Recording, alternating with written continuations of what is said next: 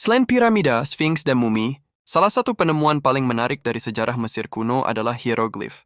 Sebuah bentuk tulisan yang tampak seperti gambar orang, hewan, dan benda. Orang Mesir menghiasi bagian dalam kuil, monumen, dan makam mereka dengan tulisan hieroglif dan menuliskannya di papirus, kertas kuno yang terbuat dari alang-alang. Simbol-simbol misterius ini, yang dilukis dan diukir pada dinding suci makam dan kuil kuno, telah lama membisikkan rahasia peradaban yang berkembang ribuan tahun lalu. Dan admin mencoba mengulas sedikit tentang hieroglif. Hieroglif adalah sistem tulisan formal yang digunakan masyarakat Mesir kuno yang terdiri dari kombinasi elemen, logograf, dan alfabet. Hieroglif Mesir merupakan salah satu sistem penulisan paling tua yang dikenal manusia. Beberapa dari tulisan tersebut berasal dari tahun 3000 sebelum Masehi dan telah digunakan oleh bangsa Mesir selama lebih dari 3000 tahun. Masyarakat Mesir menggunakan hieroglif, kursif untuk sastra keagamaan pada papirus dan kayu. Ada pula variasi formal tulisan yang lebih kecil, yang disebut hieratik dan demotik, tetapi secara teknis tulisan tersebut bukan merupakan hieroglif dari Mesir.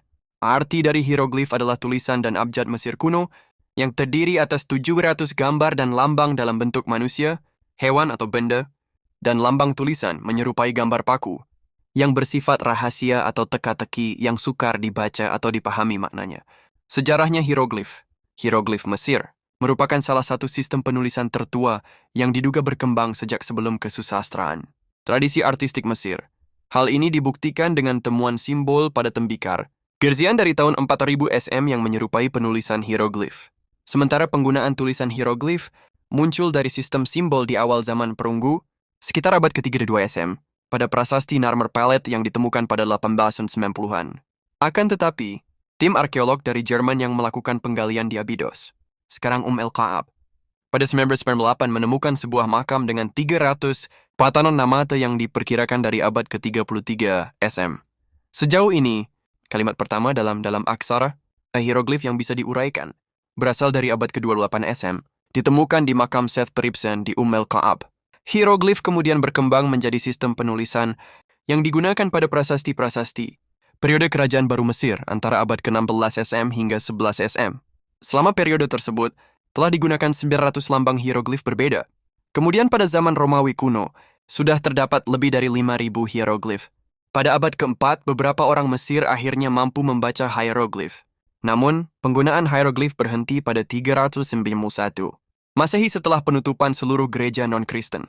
Kalimat pertama yang tertulis penuh dengan hieroglif sejauh A yang dituakan adalah kesan segel yang dituakan di makam Seth Peribsen yang terletak di El-Ka'ab, tertanggal dari dinasti kedua. Di zaman Kerajaan Tua, Kerajaan Tengaki dan Kerajaan Baru, terdapat sekitar 800 hieroglif. Saat zaman Greko-Roman, mereka menomori lebih dari 5.000 hieroglif. Pada abad keempat, beberapa orang Mesir akhirnya dapat membaca hieroglif.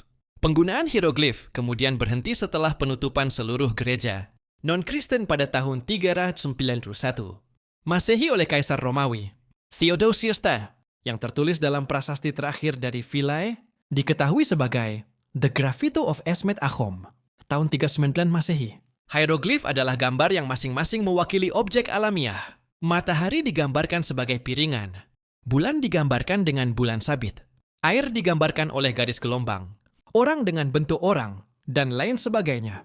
Akan tetapi, tulisan gambar ini tidak dapat mewakili kata-kata, atau benda-benda yang tidak dapat dilihat, mata seperti pikiran, cahaya, dan hari, sehingga hieroglif pun lebih dianggap sebagai simbol ide daripada sebuah gambar objek.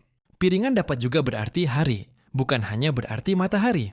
Ide-ide ini disebut dengan ideogram. Penulisan hieroglif dapat dimulai dari kanan ke kiri, kiri ke kanan, atau dari atas ke bawah dan dari bawah ke atas, tetapi biasanya dimulai dari kanan ke kiri, seperti dalam penulisan huruf Arab, walaupun dalam penulisan formal zaman sekarang ini menggunakan kiri ke kanan. Hieroglif terdiri dari 3 macam glef, yaitu phonetic glyphs, termasuk karakter satu konsonan yang berfungsi seperti abjad, logographs, dan semagram, simbol semantik yang menentukan makna, yang membatasi arti dari logografik atau kata-kata fonetis.